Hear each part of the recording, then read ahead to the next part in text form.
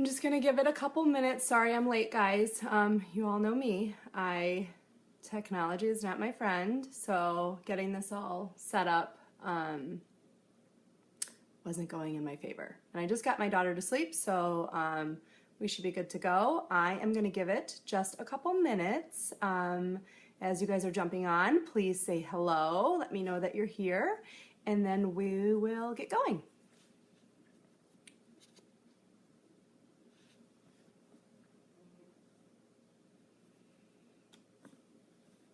Hi, Rachel.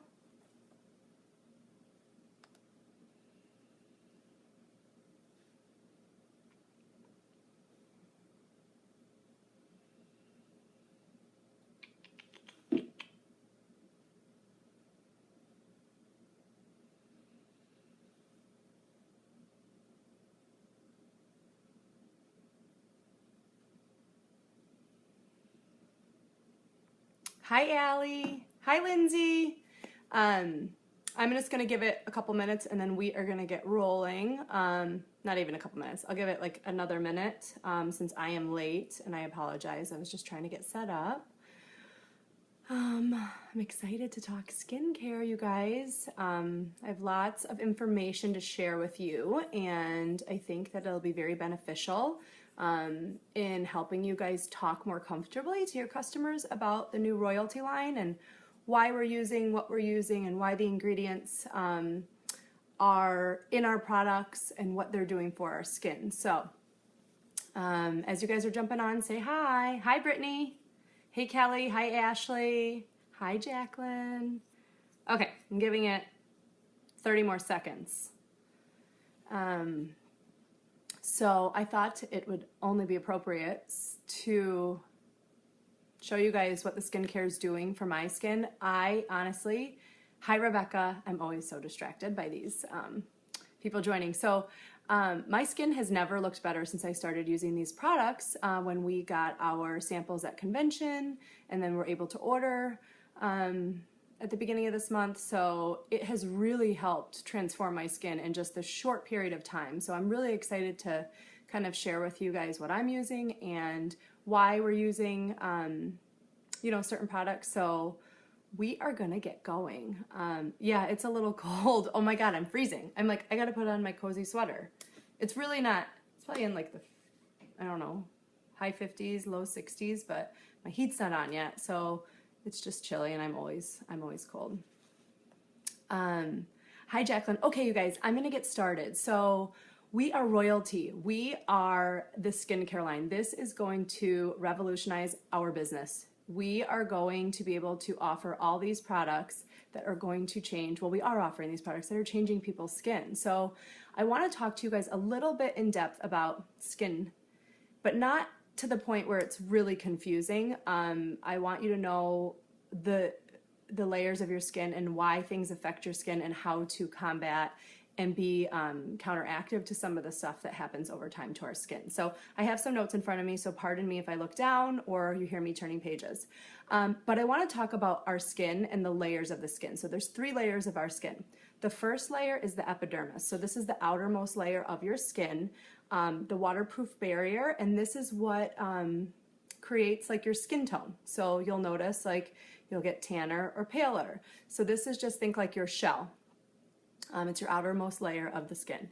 The second layer is your dermis. So beneath the epidermis contains the connective tissues, your hair follicles, your sweat glands. Think of like the meat of your skin is in that dermis. And then below that is the deeper subcutaneous, or what they call the hypodermis, which is the fat and connective tissue underneath there. So those are the 3 layers of the skin, and it's gonna all kind of build upon each other as I keep talking about our skin. And I really want to talk about some trigger words and just some things that you're going to hear me say in describing our products. And I'm going to kind of just go through some great skin terminology so that you guys can have these in your tool belt of talking about products. So 3 layers of the skin: epidermis, dermis, and then hypodermis, or the deeper subcutaneous level.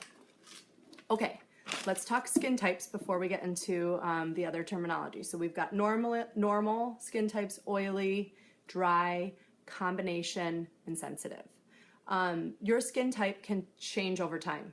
It depends on a lot of different things in your life. How much intake of water you have, which can affect your elasticity.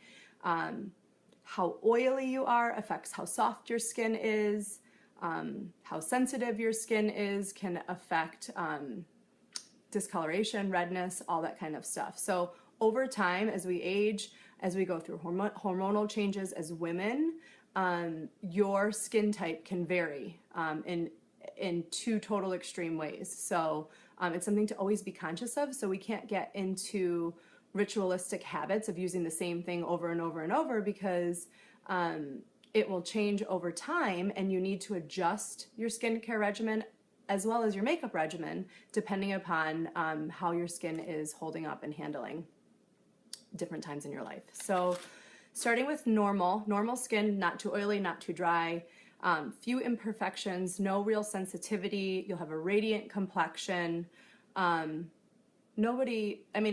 people will say they have normal skin, but no one has perfect skin. At times it can feel normal, but we can edge to an oily side or we can edge to a drier side, depending upon, circumstances. Combination skin can be dry or normal in some areas and oily in others. So a lot of people deal with this where they feel normal, they'll be dry in some rough patches and then oily in a T-zone. So pores can look larger than normal because they're more open.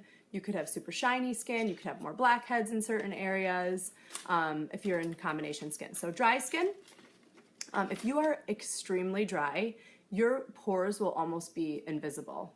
You really won't be able to see them. You'll have dull, rough patches, red patches, dull complexion. Your skin is less elastic. And then if you're really, really dry, you'll have way more visible lines.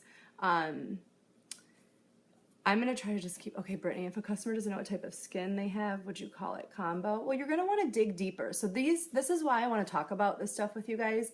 You can't just rely on them telling you what skin type they have. You have to dig a little deeper and ask and kind of have these tools in your tool belt to say, okay, do you notice that you break out in certain areas of your skin?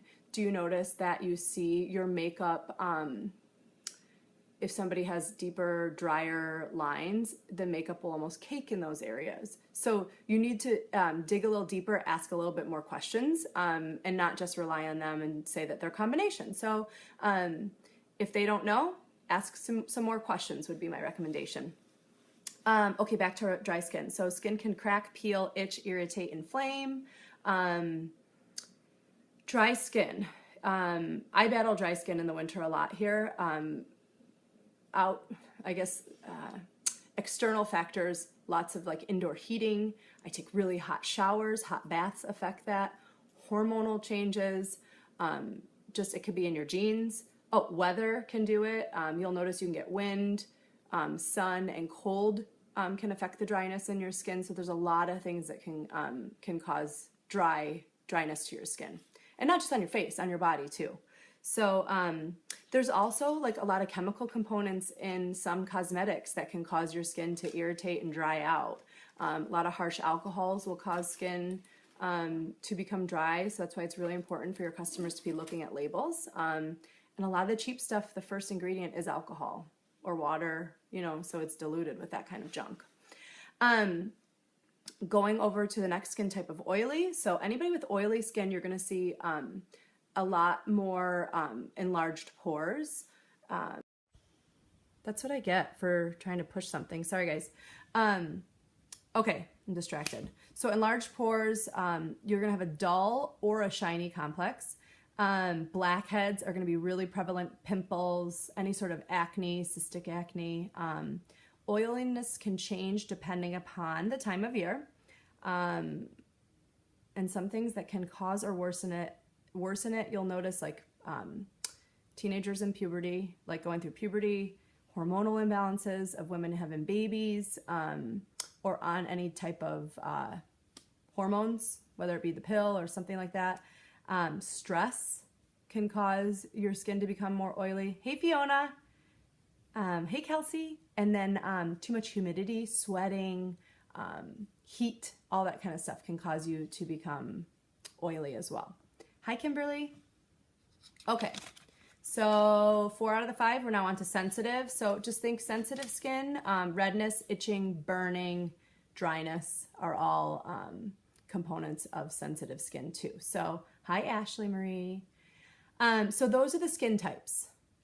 Just kind of wanted to run through that so that you guys have, hi Charlotte, a little bit more to talk about when you are trying to sit down and prescribe the right products for your customers and really be able to dive in and know what products are going to meet their needs, because that's really important.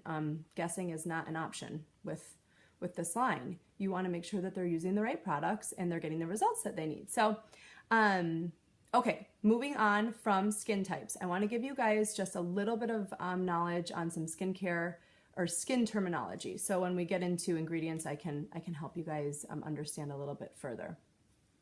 Elasticity. So when you hear us talk about elasticity of the skin, it's the skin's ability to stretch and go back to normal once the stretch is gone or not needed.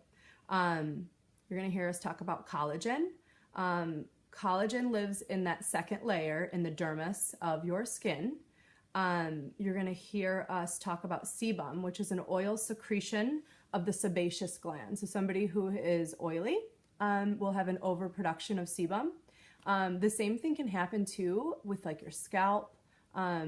Sometimes everybody associates dandruff with dryness. Sometimes it's an overproduction of sebum on the scalp, and it will flake and become almost wax-like. It's almost like a waxy texture. So that's when you hear us talk about sebum or dissolving sebum. That's what it's an overproduction of that sebaceous gland.